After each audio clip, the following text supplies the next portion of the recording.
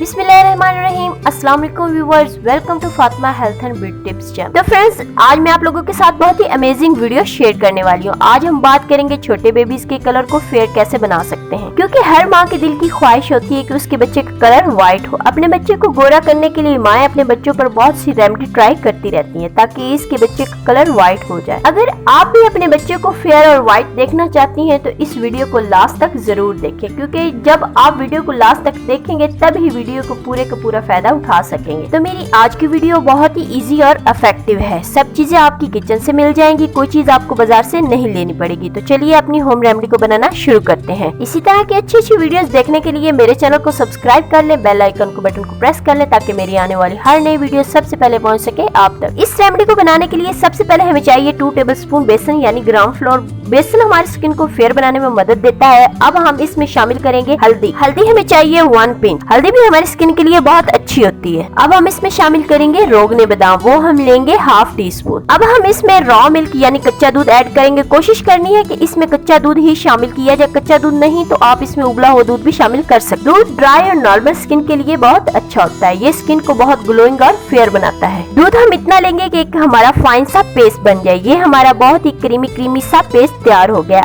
अब मैं आपको इस्तेमाल करने का तरीका बताती हूँ। आपने अपने बच्चे को नहलाने से पहले कपड़े वगैरह रिमूव करके फुल बॉडी पर 5 से 10 मिनट तक मसाज करें, फिर बच्चे को नहला दें। इस रेमेडी को आप रोजाना इस्तेमाल कर सकते हैं। इसके कोई साइड इफेक्ट नहीं और इसके रिजल्ट बहुत ही अमेजिंग है। इस रेमेडी के 3-4 दिन के इस्तेमाल के बाद ही आपको अपने बच्चे के कलर में वाज़ा फर्क नजर आएगा और आपका बच्चा दिन ब दिन गोरा होता जाएगा। अगर आपके बच्चे की स्किन पर कोई रैशेज वगैरह है तो वो भी इस मिक्सचर के इस्तेमाल से बिल्कुल ठीक हो जाएंगे। इस रेमेडी के कोई साइड इफेक्ट नहीं, ये बिल्कुल नेचुरल रेमेडी मैंने आप लोगों के साथ शेयर की है। उम्मीद करती हूँ कि आज की वीडियो आप लोगों को बहुत ज्यादा पसंद आई होगी। मिलते हैं नेक्स्ट वीडियो के साथ। अल्लाह हाफिज।